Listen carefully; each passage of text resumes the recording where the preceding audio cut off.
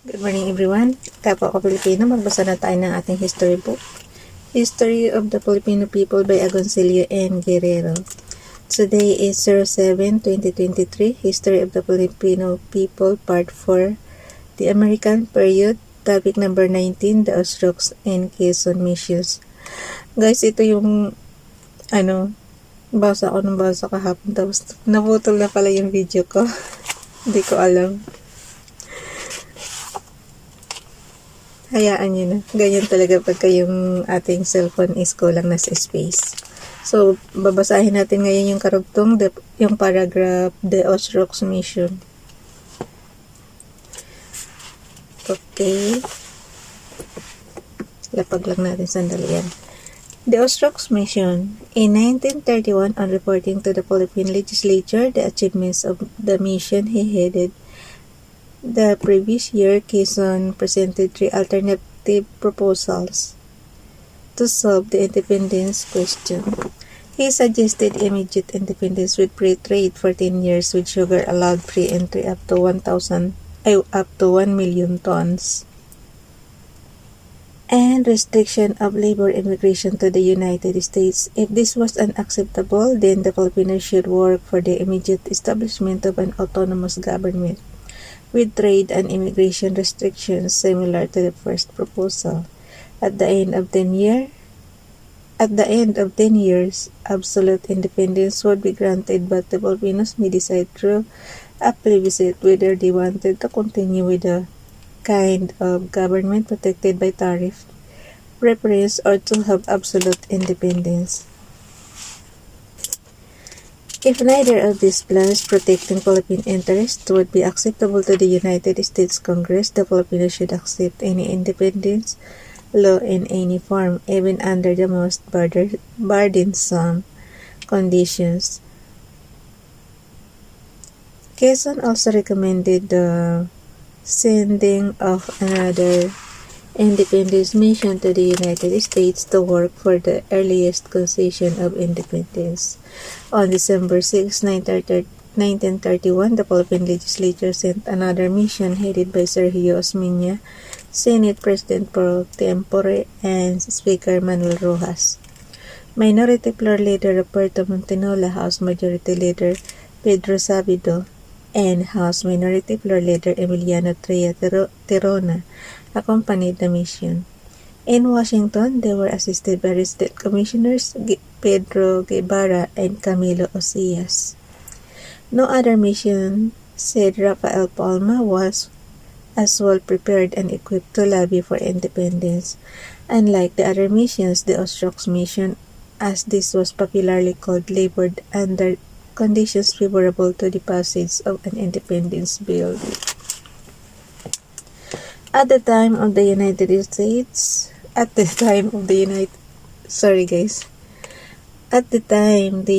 States was suffering from a most serious depression, and certain American vested interests became the mission's aggressive allies in its agitation for independence. American farm pressure groups. Tinitingnan ko na, baka maputol na naman. American farm pressure groups. The strongest force working for the settlement of the Philippine problem consisted of farmers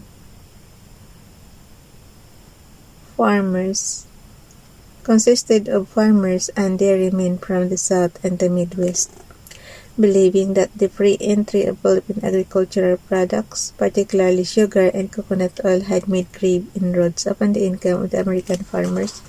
Representatives of American agricultural interests agitated for Philippine independence. The plight of the American farmers in the first half of the 1930s, however, was not due to the competition offered by Philippine products, but to difficulties encountered by the agricultural sector in readjusting to certain long-term economic developments between the two world wars. The government policy of encouraging increased production during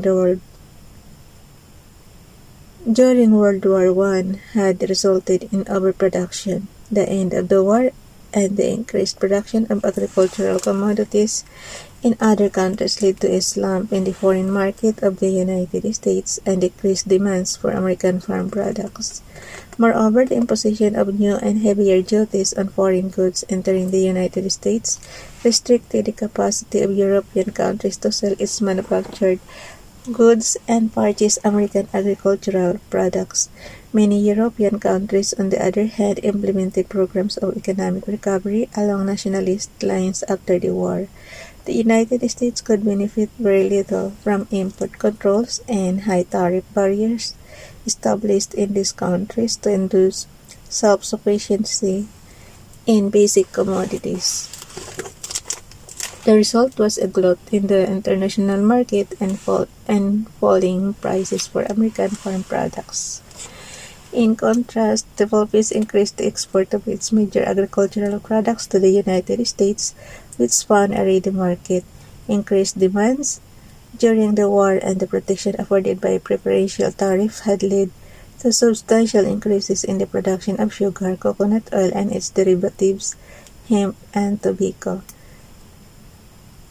These products continued to enjoy the protection of the American market throughout the 1920s, when the Depression, which later would spread throughout the United States, had long since adversely affected the farmers.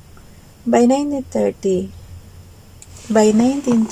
sugar export to the United States had increased by 450%, coconut oil export by 223%, and cordage by more than 500%. The American farm interest took a dim view of the favorable position of Philippine products and in a naive and self-deceiving manner laid the blame for their misfortunes on undue competition from Philippine products. To summarize the repetitious arguments, the commodities produced by American agriculture were subjected to downward price pressure by the free entry of Philippine products into the United States. The latter was regarded as a serious menace to their very existence. Though the United States Tariff Commission had made a thorough and objective study of the situation that disapproved their fallacious contentions, the American farmers stuck to their convenient and newly found scapegoat. Supported by a militant bloc in the United States, the American farmers agitated for the abolition of free trade and the imposition of heavy tariff duties on Philippine goods. In 1921, when the American Congress deliberated on the Fordney-McCumber bill in order to revise the tariff laid down by the Underwood-Simons Act, the farm interest, particularly the dairy and cottonseed oil interest, demanded protection from Oriental and foreign vegetable oils, a thinly veiled allusion to Philippine copra and coconut oil. Investors in Cuban sugar and wheat growers in the United States demanded the exclusion of Philippine sugar from the free trade market of the United States. American cordage manufacturers also demanded tariff protection from serious competition with Philippine cordage. The requests, however, received little attention, while the Fordney-McCumber Act of 1928 did impose heavier duties on foreign goods. It retained the Philippine products on the free list. The certainty of an available and ready market had the effect of further stimulating the expansion. Wait lang guys.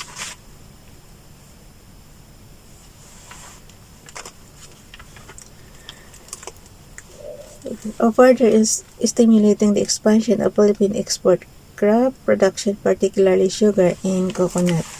In 1929, in a special session called by President Hoover, Congress deliberated on a new tariff law. In 1930, when it was passed, the Smoot-Hawley Act raised the tariff on foreign goods above the much criticized Fordney-McCumber Act. Then it increased heavily the taxes on domestic farm products, yet despite the imposition place of American farm interest were either the limitation of duty-free export from the Philippines or the complete abolition of free trade.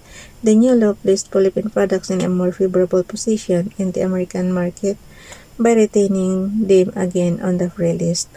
Failing in the campaign to limit or abolish tariff concessions to the Philippines, the agricultural interest advocated independence for the Philippines and the severance of free trade relations in order to protect the sugar, oil, and pot industries in the United States. When the Senate Committee on Territories and Insular Positions held extensive hearings on the Philippine problem, spokesmen of the National Dairy Union, the National Grants and the American Farm Bureau Federation and representatives of the cotton seed oil, dairy cordons, and domestic sugar interests demanded immediate independence for the Philippines.